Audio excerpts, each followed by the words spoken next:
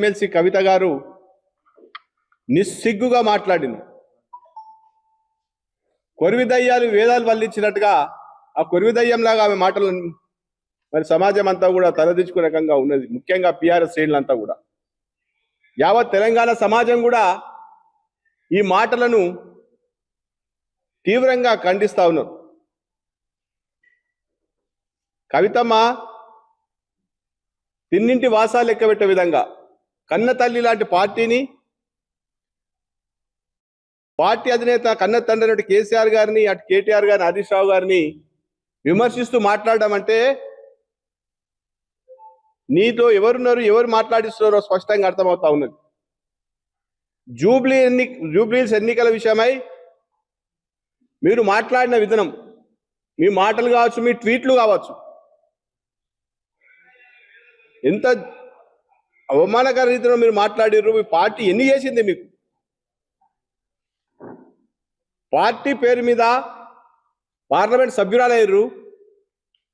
మరొకసారి అవకాశం ఇస్తే మీ యొక్క అవినీతి వల్ల నగల దుకాణాలు, జ్యువెలరీ షాపులలో పోయి వాళ్ళని బ్లాక్మెయిల్ చేస్తూ అడ్డమైన దందాలన్నీ చేసి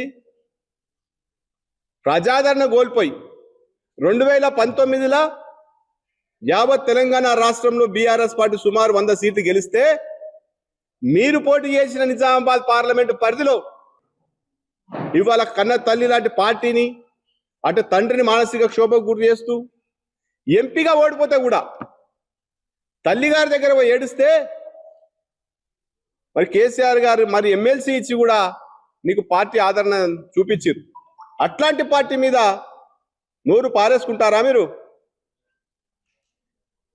జూబ్లీహిల్స్ ఎన్నికల తర్వాత మీరు పెట్టిన ట్వీట్లు కావచ్చు, మాటలు కావచ్చు, మాకు అనిపిస్తా ఉన్నది జూబ్లీహిల్స్ ఫలితం తర్వాత సంతోషంగా ఉన్నది ఇద్దరు ఈ రాష్ట్రంలో. ఒకటి రాష్ట్ర ముఖ్యమంత్రి రేవంత్ రెడ్డి, రెండోది ఈ కల్వకుంట్ల కవితని అని చెప్పేసి నీ మాటల ద్వారా స్పష్టంగా తెలుస్తా ఉంది. ఏం మాట్లాడుతున్నావు సోయి తప్పి? మీ యొక్క దుర్బుద్ధి వల్ల డబ్బు ఆశతోటి అక్రమ దందాలు ఎన్నో చేసి లిక్కర్ స్కామ్లో చిక్కుకొని పార్టీని భ్రష్టు పట్టి నాశనం చేసింది నువ్వు కాదా? ఒకవేళ లిక్కర్ స్కామే కనుక జరగకపోయి ఉంటే, అటువంటి అక్రమ సంపాదన మీద మీ యొక్క ధ్యాస లేకుంటే పార్టీకి చెడ్డ పేరు వచ్చేది కాదు. ఆ రోజు 2023 ఎన్నికల్లో 1.82% ఓట్ల తేడాతో మాత్రమే మరి పార్టీ అధికారం కోల్పోయింది మాట వాస్తవం కాదా? చాలా మంది మేధావులు కుటుంబ పాలన అని చెప్పేసి ఏదో ప్రతిపక్ష పార్టీలు మాట్లాడుతూ ఉంటే వాటిని నిజం చేసే దిశగా నీ అక్రమ సంపాదన, నీ అక్రమ మార్గాలు, ఈ లిక్కర్ స్కామ్లు పార్టీని దెబ్బతీసినాయి. వారు పార్టీ కోసం నిరంతరం పోరాటం చేస్తూ అటు కేసీఆర్ గారు కావచ్చు, కేటీఆర్ గారు కావచ్చు, హరీష్ రావు గారు కావచ్చు, పార్టీని కాపాడుకుంటూ పార్టీ శ్రేణుల్లో ధైర్యం నింపుతూ ముందుకు పోతా ఉంటే పార్టీని పల్చం చేసే మాటలు మాట్లాడుతా ఉన్నారు. ఇక ముందు ఇట్లాంటి మాటలు ఎక్కడ మాట్లాడినా యావత్ తెలంగాణలో ఉన్నట్టు బీఆర్ఎస్ శ్రేణులు అందరూ కూడా తగిన బుద్ధి చెప్పాల్సినటువంటి పరిస్థితి తెచ్చుకుంటా ఉన్నావు. తస్మాత్ జాగ్రత్త అని హెచ్చరిస్తా ఉన్నాం. ఇంకా మాట్లాడుతూ ఉన్నావు మీదకి వచ్చి ఈ పిచ్చి పిచ్చి మాటలు మాట్లాడడానికి మీ దాకా రావాలా? కేటీఆర్ గారిని, హరీష్ రావు గారిని బదనాం చేయడానికి, వారి మీద దుమ్మెత్తిపోయడానికి ఇక్కడ దాకా రావాల్సిన అవసరం ఉన్నదా? విచిత్రంగా ఉన్నది. ఇలా ప్రెస్ మీట్ సోదరులంతా మధ్యలో ఇలా ప్రెస్ మీట్ మాట్లాడి మెదక్ పట్టణంలో ప్రభుత్వాన్ని అట రిక్వెస్ట్ చేస్తూ ఉందట.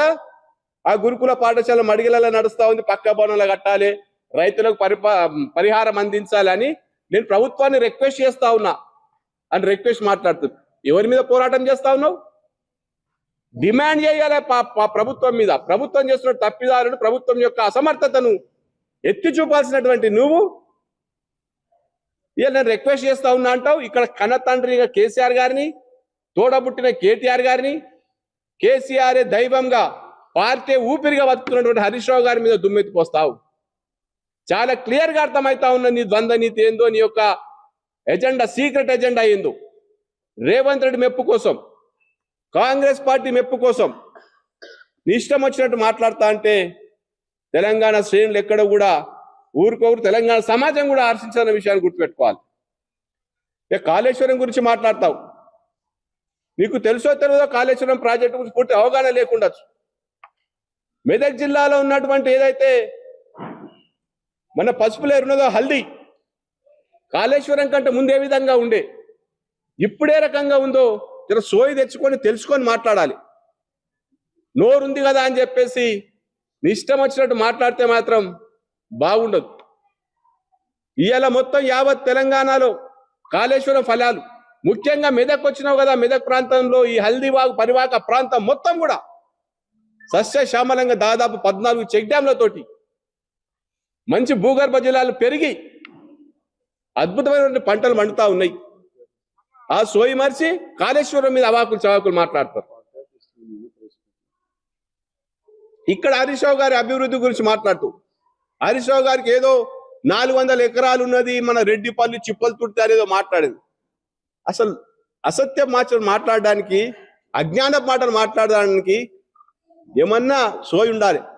చలో పోదాం పదా, మేము హరీష్ అన్న రిక్వెస్ట్ చేసినాం. ఇప్పుడు నిజమైతే నువ్వు అక్కడికి ఇప్పుడే ఈ రోజు సాయంత్రం వరకు పొద్దున్నరా అదే రెడ్డిపల్లిలో మీరు మాట్లాడిన సోకాడు 56, 59 మంది రైతులకు అన్యాయం జరిగిందని మాట్లాడుతున్నారు. 400 ఎకరాలు ఆ రైతులకు పంచుదాం పదా.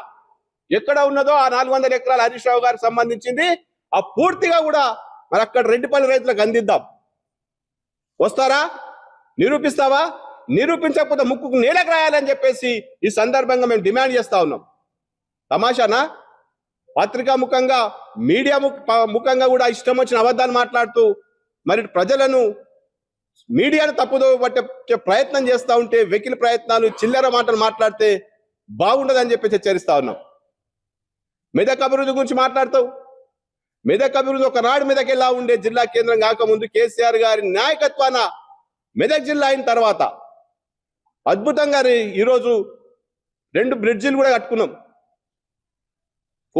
మొత్తం మెదక్ పట్టణం అంతా కూడా పూర్తి స్థాయిలో మనం రోడ్లు ఏర్పాటు చేసుకోవడం జరిగింది. పచ్చని చెట్లతోటి మెదక్ పట్టణం కూడా డబుల్ లైన్ రోడ్లతో ఉన్నది. జిల్లా కలెక్టరేట్, ఎస్పీ కార్యాలయం, ఒక రైల్వే లైన్, అదేవిధంగా మెడికల్ కళాశాల, 100 పడకల ఆసుపత్రి, ప్రైవేట్ దవాఖాన తలదన్నే రీతిలో ఇవాళ ఈ మెదక్ ప్రాంతంలో పూర్తి స్థాయిలో వైద్య సేవలు అందుతున్నాయంటే కూడా అది కేవలం హరీష్ రావు గారి జిల్లా మంత్రిగా ఉన్నారు, ఇక్కడ పద్మా దేవేంద్ర రెడ్డి ఎమ్మెల్యేగా ఉన్నారు కాబట్టి సాధ్యమైంది. ఈ 2 సంవత్సరాల కాలంలో కాంగ్రెస్ పార్టీ ఏం చేసింది గది ప్రశ్నించకుండా కేవలం బీఆర్ఎస్ పార్టీని దుమ్మెత్తిపోయడానికి మీరు మీదకి వచ్చినట్టుగా ఇక్కడ కనబడతా ఉన్నది. జై ప్రజాపక్షాన్ని నిలబడి పోరాటం చేయాల్సిన అవసరం ఉంటుంది. జై జాగృతి తరపున ప్రయత్నం చేయి, అంతే తప్ప అసత్య ప్రచారాలు మానుకోవాలని చెప్పేసి మేము ఈ సందర్భంగా మీకు సూచిస్తా ఉన్నాం. ఇంకా చాలా విషయాలు మాట్లాడారు. జూబ్లీహిల్స్ ఎన్నికలు